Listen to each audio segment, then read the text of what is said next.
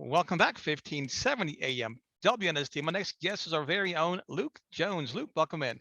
Hey, Dennis, what's going on, my friend? How are you, my friend? Always a pleasure having you on.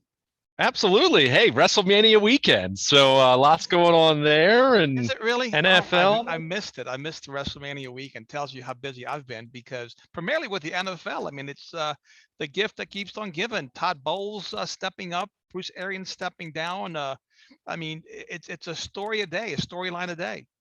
It really is. And I was actually going to say, I mean, as much as you start to turn your attention towards whether it's WrestleMania, whether it's the start of baseball season, whatever it might be, NBA playoffs, NHL, Stanley Cup, and suddenly, oh, Bruce Arians is going to step down. And certainly strange to hear that in late March. And certainly people are going to draw some connection with Tom Brady coming back, whether there's validity to that or not. I think Bruce Arians is at a point in his career where you didn't expect him to be coaching too much longer, and he's alluded to that. He's had, some health challenges at a couple different points as well. So he steps away. Todd Bowles steps into the head coaching job, certainly a role that he's not unfamiliar with, and a pretty good setup there for him in Tampa Bay. So you're rooting for him to, continue to have the success that Bruce Arians had for his sake, but certainly you look at the NFC where there aren't necessarily the long list of premium teams like we're seeing in the AFC right now.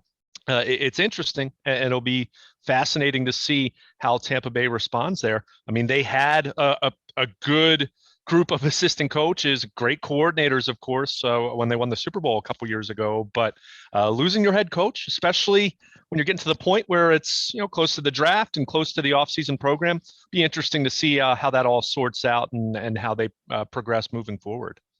For sure. At the owners' meetings, Luke, we heard Steve Bisciotti talk for the first time, and I believe in about 4 years. And what I love about Steve Bisciotti is that when you ask him a question, he gives you the answer. It's unfiltered, it's transparent, it's real. And maybe that's the reason why they've kept him away from us the last 4 years, because I'm sure he's had strong opinions on a lot of different matters. Oh, no question about it. And that's exactly why. I mean, he would tell you he doesn't really like doing it, but I don't know. He, as candid as he is, as honest as he is, as interesting as it is to hear him speak, I don't know if I really buy that. I think he tries to convince himself he doesn't like doing it, but then when he's actually doing it, he does a good job with it. But it was interesting to hear his candor, and I don't think there was necessarily anything earth-shattering. I did think it was interesting to hear his comments on Lamar Jackson, and I know Lamar took to Twitter and took some exception with, a quote false narrative that he's looking to leave Baltimore. And I don't know if there's really a false narrative out there. I think the reality is this: Lamar has brushed off questions for the better part of the last year about his future.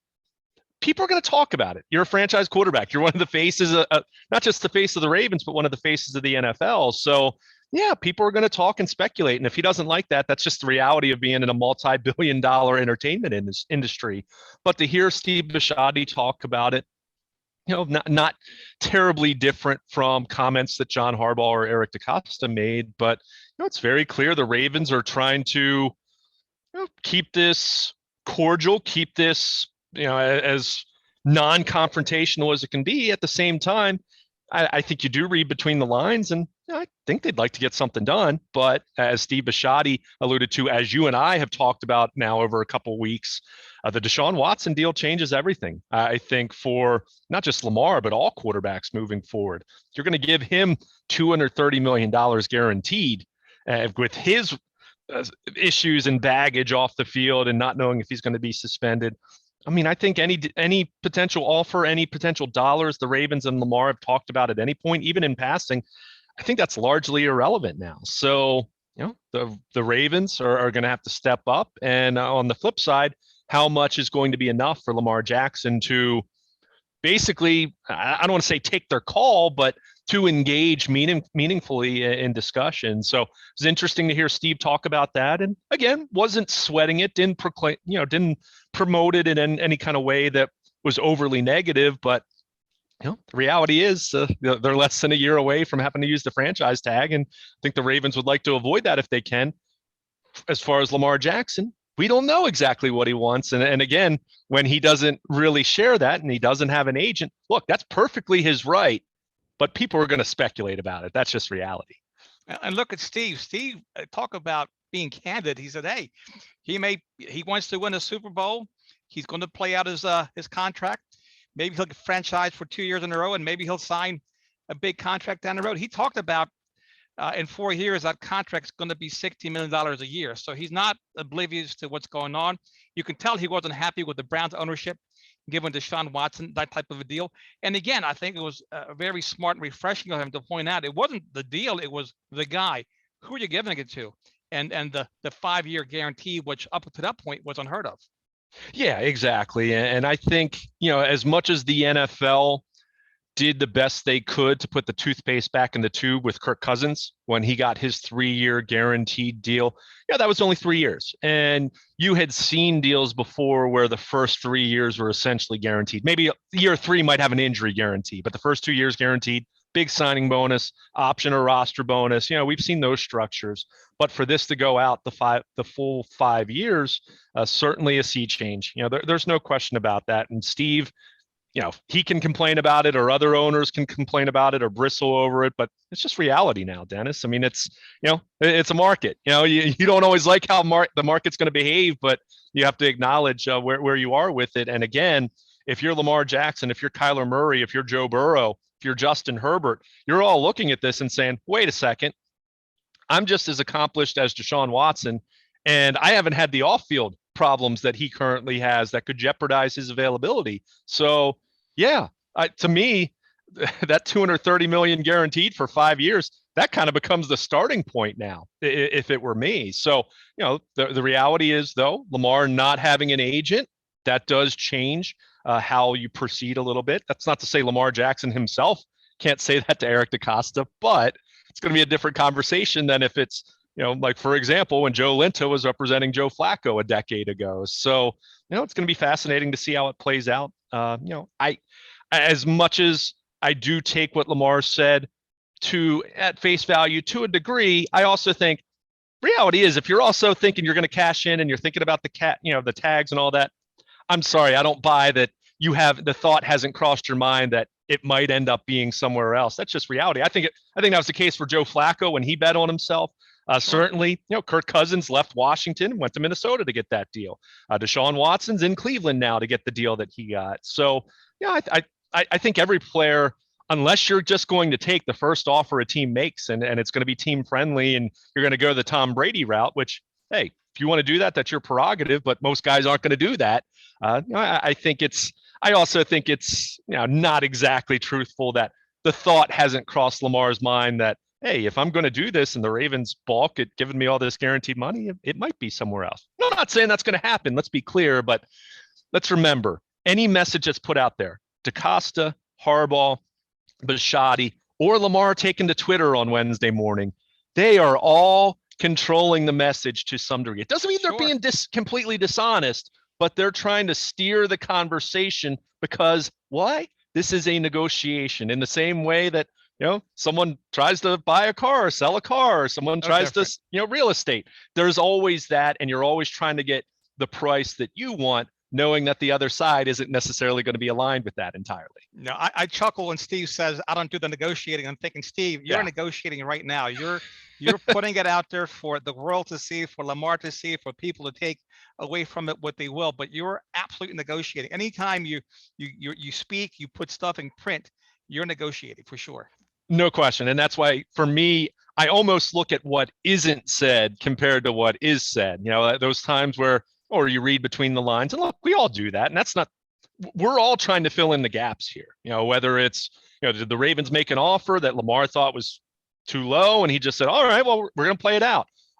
Is it really a case that Lamar really isn't that motivated by money? Well, his recent comments on the LeBron James podcast where he said he wants to be a billionaire, I don't really buy that. He's got his own clothing line. He's written his children's book. I think Lamar's motivated by money plenty. So I don't really buy that part of the narrative that the Ravens are trying to push a little bit. And I think part of that might be the Ravens are trying to protect Lamar.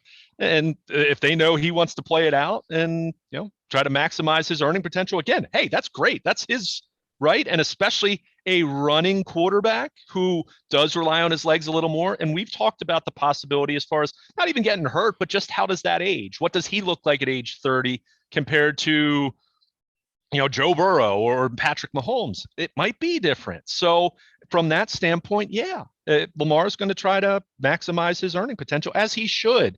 On the flip side, the Ravens are going to try to make a deal that makes sense for them. So we'll see how it plays out. And it's fascinating. And I don't think anyone, and Steve Bisciotti even alluded to this, the idea that they're going to get a deal done with him anytime soon, unless something changes dramatically, doesn't feel that way. It feels like they're going to play out this year, and we're going to be talking about at least the possibility of a franchise tag at this time next year.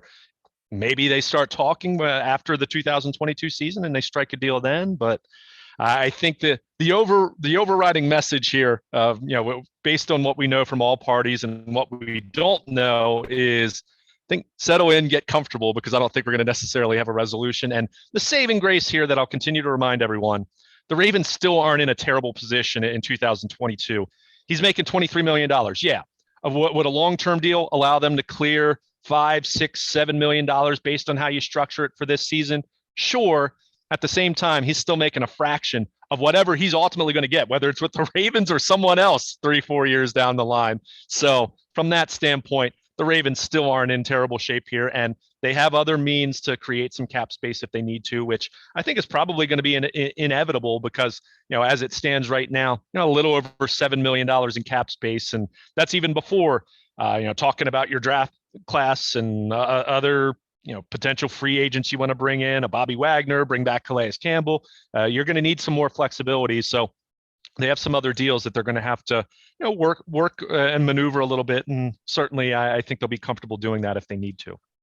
My biggest takeaway, Luke, on a personal level was when Steve Bisciotti was asked about John Harbaugh's extension. He said, I feel like I'm hiring a better guy, a smarter guy. And I thought that was refreshing. And also, I negotiate my contract every year as a GM with my owner. So I can't wait to January 1st when I tell them, you're getting a smarter, better guy. So there's more value there. So, but I thought that was also very insightful. Yeah, and I mean, I think that's what you want, right? I mean, I think we all hope we grow as people. I think we all change and evolve. Now, is that always for the better necessarily? Not always. You hope so. I think we all strive for that. So I think in that case, I mean, it's, it wasn't really a major headline this week other than, oh, it's official.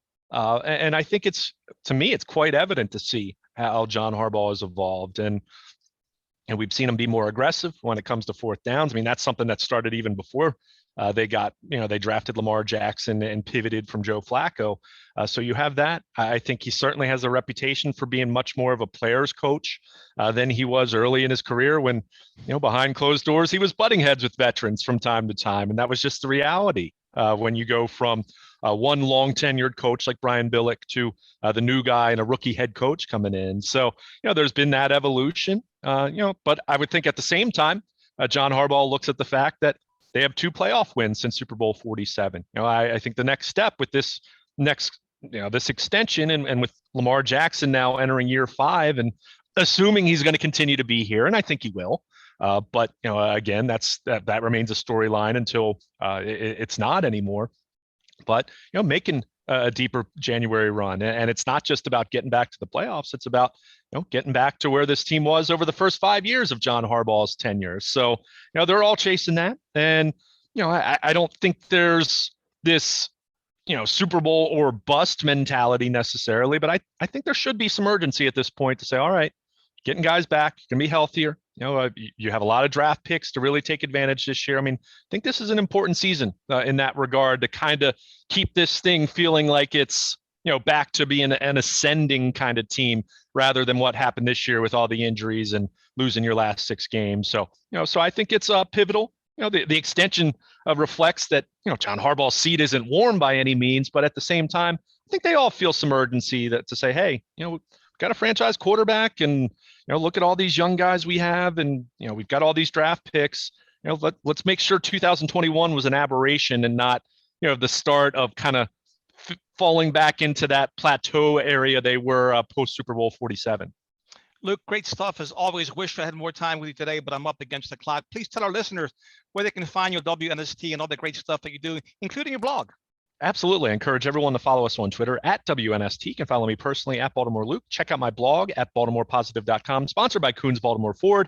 My latest 12 Ravens thoughts, John Harbaugh's contract extension. I'll have some thoughts on the Orioles as we close in on opening day. All of that at BaltimorePositive.com. You want to be on the WNST Baltimore Positive text service, sponsored by Coons Baltimore Ford. Any significant local sports news sent directly to your mobile device. Again, sponsored by Coons Baltimore Ford. And of course, anything throughout the week on AM 1570 with Nestor. Any Ravens press conferences. We'll have the pre-draft press conference next week to talk about. Check out all of that at BaltimorePositive.com. All right, my friend, keep doing great things. As always, I appreciate your time. Thanks a lot, Dennis. Be well. Thanks a lot. There he goes, Luke Jones here on 1570 AM, Baltimore Positive WNST. We'll take a quick break and come back right after this.